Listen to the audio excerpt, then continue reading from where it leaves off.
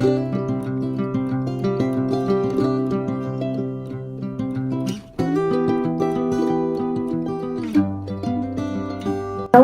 আমি দেবপ্রিয়া। আমার নতুন একটি ব্লগে আবার তোমাদের অনেক অনেক ওয়েলকাম। আশা করি তোমরা সবাই খুব ভালো আছো, আমিও ভালো আছি। তো আজকে অস্ট্রিয়ায় আমাদের দ্বিতীয় দিন, কালকে রাত্রে এসেছি। তো আজকে ঘুরতে বেরোচ্ছি, আউটফিটটা পুরোটাই দেখালাম। এবার আমি আর অভিজিৎ একটু চা খেয়ে বেরিয়ে যাব। তো ওই যে গরম হচ্ছে, অভিজিৎ ওখানে চা গরম করছে। তো এবার চলো বেরিয়ে কোথায় কোথায় ঘুরছি সব শেয়ার করবো। আর এই হলো আজকের আমার আউটফিট। বাইরে কিন্তু বেশ ভালোই ঠান্ডা ছিল, একদম তাই জন্য সেভাবেই রেডি হয়ে নেওয়া। আর অভিজিতের আউটফিট ছিল ঠিক এরকমটা। তো চলো ব্লগটা শুরু করার সাথে সাথে একটু কিছু কথা শেয়ার করে নিই। এই অস্ট্রিয়া দেশের রাজধানী ভিয়েনা শুধু একটা শহর না, এটা ইউরোপের হৃদয়ে লুকিয়ে থাকা একটা জীবন্ত মিউজিয়াম। মানে শহরটা কিন্তু মিউজিয়ামের জন্য বিখ্যাত। আর একসময় এটা হ্যাবসবার্গ সাম্রাজ্যের রাজকীয় রাজধানী ছিল, আর তাই জন্য কিন্তু এই রাজকীয় ছোঁয়া পুরো শহরটা জুড়ে। আর আমরা কিন্তু প্রথমেই ট্রামে করেই চলে আসলাম এই সেন্টারের দিকে। মানে এই রাস্তাটা ধরে আরেকটু হাঁটলেই একটা সুন্দর জায়গা। আর এখানেও কিন্তু ট্রামের সেরকমই সুব্যবস্থা রয়েছে, তাই জন্য যদি কেউ ঘুরতে আসে ওই এখানে 72 ঘন্টা 48 আওয়ার্স এরকম মধ্যে ট্রাম কার্ড করে নেওয়া যায়। সেটা কিন্তু একটা খুব ভালো উপায়। আর এই ভিয়েনার রাস্তায় কিন্তু এরকম ঘোড়ার গাড়ি অহরহ চলতে থাকে। যারা চায় তারা ভাড়া করে এই গাড়িতে ঘুরতে পারে। তবে আমরা কিন্তু ট্রামে চড়ে আর হেঁটেই ঘুরেছি। আমরা এবার যাচ্ছি সেন্টারে। খুব ঠান্ডা, মানে ভয়ঙ্কর ঠান্ডা। আর একটু আগে যে নদীর ধারটা দেখালাম ওটা দিয়ে আর কি সেন্টারে আর কি এই রাস্তাটা পুরোটাই সেন্টার। আর এই চারপাশটা অনেকটা এরকম, বেশ ভিড় দেখতেই পাচ্ছ, কত লোক দেখো বাবু। তো এবার আমরা যাব মেইন জায়গাটায়, ওখানে কিছু দেখার আছে। আজকে এরকম ভাবেই অস্ট্রিয়াটা ঘুরবো। তো প্রথমেই আমরা দেখতে চলে আসলাম সেন্ট স্টিফেন্স ক্যাথিড্রাল। এটা ভিয়েনার প্রাণকেন্দ্র স্টিফেন্স প্লাটসে অবস্থিত। আর এই ক্যাথিড্রালের বিশাল একটা গথিক টাওয়ার কিন্তু আকাশ ছুঁয়ে আছে। এবার এটা কেন এত বিখ্যাত, এটা কিন্তু প্রায় 800 বছরেরও পুরনো। তাই এটা কিন্তু একটা চার্চ নয়, এটা একটা পুরো ইতিহাস। তো চলো এবার এই চার্চের ভেতরটা দেখা যাক। আর এখানে কিন্তু যেহেতু এটা অনেক বিখ্যাত তাই জন্য বেশ ভালোই ভিড় থাকে। আর এটা একটা টুরিস্টিক এরিয়াও। আর ভেতরটা হলো এরকম অপূর্ব। আর এই যে এইটা কিন্তু অনেক উঁচু ছাদগুলো, সাথে এই প্রাচীন সব স্তম্ভগুলো, এবং এখানে এই যে রঙিন কাচের যে জানলাগুলো দেখা যাচ্ছে সেটা কিন্তু মানে সেখান থেকে আলো এসে পুরো জায়গাটাকে আরও সুন্দর করে তোলে। আর একটা অদ্ভুত বিষয় হলো দ্বিতীয় বিশ্বযুদ্ধের সময় এই ক্যাথিড্রাল কিন্তু ভীষণভাবে ক্ষতিগ্রস্ত হয়েছিল, কিন্তু এই ভিয়েনার মানুষ নিজের হাতে আবার এটাকে এত সুন্দর করে গড়ে তুলেছে। এটা তাই জন্য ইতিহাস, তার সাথে তাদের গর্ব এবং একটা তার আত্মপরিচয় বই কি। আর বাইরের এই স্তম্ভটা কিন্তু মানে খুবই সুন্দর লাগে, এখানে দাঁড়িয়ে লোকে অনেক ছবি তোলে, ভিডিও করে, তাই তোমাদের সাথেও শেয়ার করেছি। তারপর আমরা চলে আসলাম এই গ্র্যাবেন স্ট্রিট ভিয়েনার সেন্টারে অবস্থিত এই মনুমেন্টটার সামনে। এটা হলো একটা বারোক মনুমেন্ট, যেটা নাকি ট্রিনিটি কলাম নামেও পরিচিত। আর এটা কিন্তু একদমই সেন্টার। আর এই যে সামনে দেখা যাচ্ছে এটা হলো সেন্ট পিটার্স চার্চ, একটা হিস্টোরিক রোমান ক্যাথলিক চার্চ, সেটার সামনেও আমরা যাব। আর এই শহরটা কিন্তু পুরো শহর জুড়েই এরকম সুন্দর সুন্দর মনুমেন্ট, বিল্ডিং, চার্চ, মিউজিয়াম। আর এটা একটা মিউজিয়ামের শহরও বই কি। তারপরে তার আগেই এই যে সব বড় বড় যে ব্র্যান্ড শপগুলো আছে, মানে লুই ভিটন থেকে শুরু করে ডিওর, বারবেরি, সবগুলো এরকম ভালো ভালো কার্টিয়ার, মানে যতগুলো ব্র্যান্ডেড শপ আছে মোটামুটি কিন্তু এই রাস্তার দুপাশ জুড়েই ছিল। তারপর আমরা চলে যাচ্ছিলাম এই সামনেটায়, এটা হলো হফবার্গ প্যালেস। মানে ভিয়েনায় এলে এইখানে না এলে কিন্তু শহরের মেইন জায়গাটাই দেখা হবে না, তাই এই জায়গাটা কিন্তু মাস্ট। আর এটা কিন্তু হ্যাবসবার্গ রাজবংশের শীতকালীন বাসভবনও ছিল। তো এইটা দেখা হয়ে গেল। এবার দেখি এটা হচ্ছে দুটো ভিজিটিং স্পট ছিল। এবার আর একটু এটার ভিতরে যদি যাওয়া যায়, এটার ভিতরে বোধহয় যাওয়া যায় না, এই আর্চটাই নেই। এবার আমরা যাচ্ছি আর একটা স্পট। আর এবার একটু দেখাতে দেখাতে তোমাদের এই ভিয়েনায় ভারতীয়দের জীবন সম্পর্কে একটু কথা বলি। ইউরোপের এই রাজকীয় শহরটায় কিন্তু একটা ভারতীয় কমিউনিটি রয়েছে। আর এই ভিয়েনা কিন্তু পড়াশোনা, চাকরি বা গবেষণার জন্য বেশ ভালো, এবং প্রচুর ভারতীয় কিন্তু এখানে রয়েছে। তাই ভিয়েনার যদি রাস্তায় হাঁটা যায়, ভারতীয় রেস্টুরেন্ট থেকে শুরু করে বিভিন্ন গ্রসারি শপ, বেশ অনেক কিন্তু এগুলো দেখতে পাবে। তবে এখানে যারা ভারতীয় রয়েছে তাদের জন্য এখানকার ভাষাটা ভীষণ চ্যালেঞ্জিং, আর ওয়েদারটাও বলা যেতে পারে। তবুও এত সুন্দর পরিবেশে কিন্তু একটু মানিয়ে নিয়ে থাকাই যায়। আর একটা ইন্টারেস্টিং ফ্যাক্ট, এই শহরকে কিন্তু সিটি অফ মিউজিকও বলে, কারণ মোৎসার্ট, বিথোফেন এরকম নানা রকম নামি দামি সুরকাররাও কিন্তু এখানে তাদের একটা জীবনের বড় সময় কাটিয়েছে।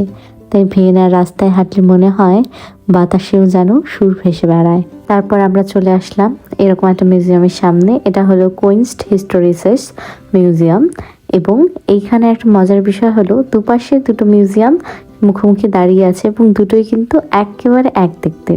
তো এটা হচ্ছে এখানে একটা ইন্টারেস্টিং জিনিস। এবং এখানে এই যে লোকজন আসে, আর এই যে বললাম রাস্তায় কিন্তু নানা রকম গান বাজনা হতেই থাকে, একটু পরপরই দেখা যায়। তো এই জায়গাটা একটা মানে প্লাজার মধ্যে এরকম দুটো সামনাসামনি মিউজিয়াম দাঁড়িয়ে রয়েছে। তবে আরেকটা বিষয়, সেটা ভিয়েনার বিষয়ই। ভিয়েনা কিন্তু বেশ কস্টলি, তাই জন্য মানে কস্টলি ইন দ্য সেন্স এখানে থাকাটা, মানে সেটা হোটেল হোক, এয়ারবিএনবি হোক, সেগুলোর একটু কস্ট কিন্তু বেশ হাই বলা যেতে পারে। তাই জন্য ভিয়েনা ঘুরতে মোটামুটি 1-2 দিনের বেশি মানে অতটা না থাকলেও হয়।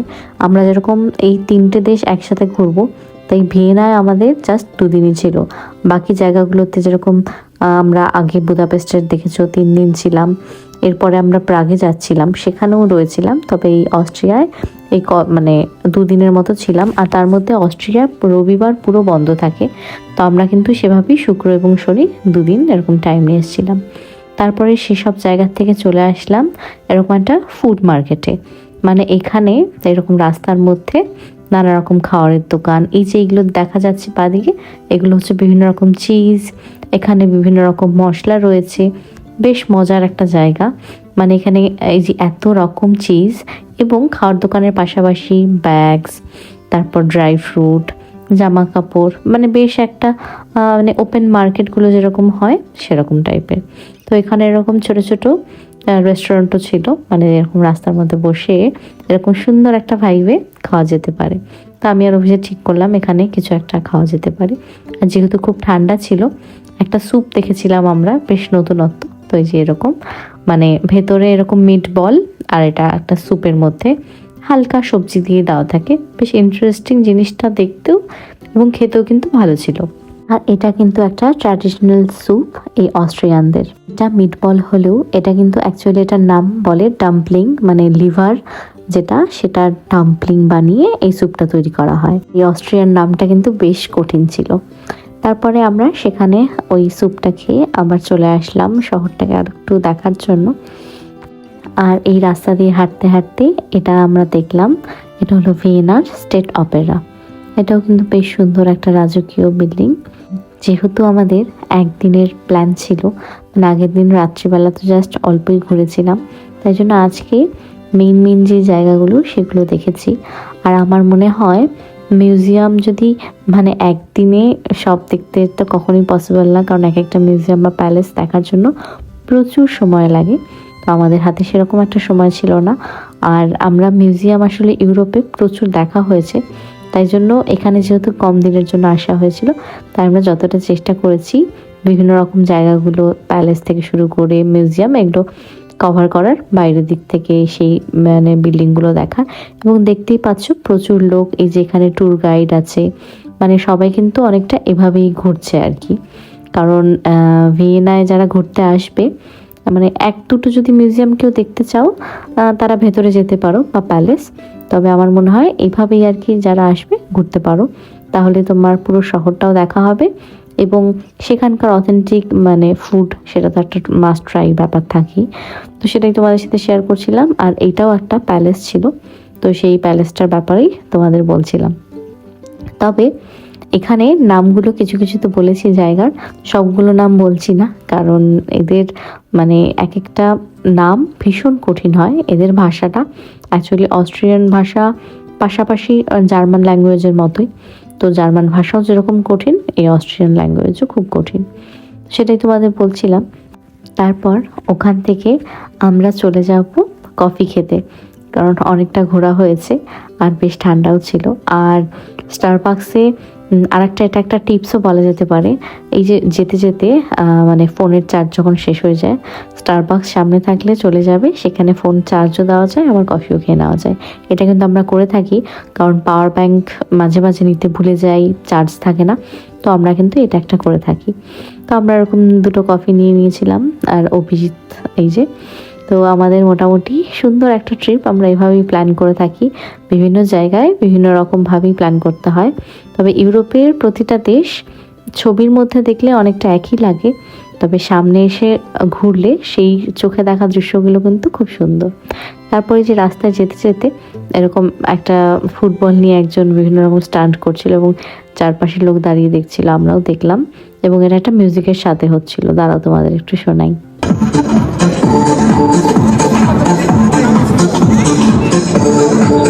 ইউরোপের রাস্তায় কিন্তু এরকম নানা রকম জিনিস দেখা যায়, বেশ মনটা ভালো করে দেয়। এখন যাচ্ছি আমি আর অভিজিৎ একটা প্লাজায়। প্লাজাটা হয়ে গেলেই মোটামুটি ঘোরা কমপ্লিট। তারপরে সুপার শপের কাজ আছে, আর ডিনার এখানে না, হটডগ খুব বিখ্যাত, সেটা খেতে দুজন যাব ব্যাস। আর কালকে তো এখান থেকে বেরিয়ে যাওয়া, তো আজকে যতটা পারছি আর কি ঘুরে নিচ্ছি। এবার এই যে প্লাজাটায় এসেছিলাম, এখানে রাস্তা জুড়ে নানা রকম সুন্দর সুন্দর মানে বিল্ডিং রয়েছে। এবার এই বিল্ডিং হচ্ছে মানে এক একটা বিল্ডিংয়ের এক একটা তাৎপর্য রয়েছে। তবে ভাবো, পুরো রাস্তা জুড়ে দুপাশ দিয়ে এরকম বড় বড় সুন্দর সুন্দর বিল্ডিং, মানে এই রাস্তা দিয়ে হাঁটতেও কিন্তু ভালো লাগে। তো আমরা এরকম হাঁটতে হাঁটতেই পৌঁছে গেলাম এর সামনে। এটা হলো প্যালাস কিনস্কি, একটা হিস্টোরিক বারুক প্যালেস, যেটা নাকি এই ফেইং স্কোয়ার, এটাকে ফেইং স্কোয়ার বলে, সেন্ট্রাল ভিয়েনায় অবস্থিত। তো আমরা কিন্তু এই জায়গাটা বেশ সুন্দর করে এক্সপ্লোর করছিলাম। আর এই প্যালেসটা কিন্তু এই ভিয়েনার মোস্ট এলিগেন্ট একটা বিল্ডিং এর মধ্যেও পড়ে। তারপর সেখান থেকে আমরা চলে আসলাম এরকম একটা জায়গায়। আর বিকেলের সৌন্দর্যটা কিন্তু আরো অন্যরকম, মানে এই সময়টা সন্ধে নামবে নামবে, তার আগে এই জায়গাগুলো আরো অপূর্ব লাগছিল। আর এটা ছিল ভিয়েনার সিটি হল। এই টাওয়ারটা প্রায় 98 মিটার লম্বা। আর এটা হলো বার্গ, অস্ট্রিয়ার ন্যাশনাল থিয়েটার। আর পুরো বিশ্বে নাকি এটা মোস্ট ইম্পর্ট্যান্ট একটা জার্মান ল্যাঙ্গুয়েজ থিয়েটার। এই থিয়েটারটা অস্ট্রিয়ান হলেও কেন জার্মান ভাষার জন্য থিয়েটার হিসেবে বিখ্যাত, তার কারণ হলো এই বার্গ থিয়েটার অনেক বছর ধরে, অনেক শতাব্দী ধরে এই জার্মান ভাষার নাটকের একটা অন্যতম কেন্দ্র। এখানে শেক্সপিয়ার, শিলার, ব্রেখটের মতো মহান লেখকদের কাজ কিন্তু নিয়মিত মঞ্চস্থ হয়। আর এই ভিয়েনার সাংস্কৃতিক ঐতিহ্য আর জার্মান ভাষার নাট্যকলা কিন্তু একে অপরের সাথে গভীরভাবে জড়িত। তার জন্যই থিয়েটার অস্ট্রিয়ান হলেও জার্মান ভাষার নাট্য জগতের জন্য একটা অন্যতম উল্লেখনীয় কেন্দ্র। যাই হোক, এই কথাগুলো বলতে বলতে চলে আসলাম, যেরকমটা বলেছিলাম আজকে আমাদের এরকম এখানকার হটডগ ট্রাই করার ইচ্ছে ছিল। আর এখানে এই সসেজগুলো বেশ টেস্টি।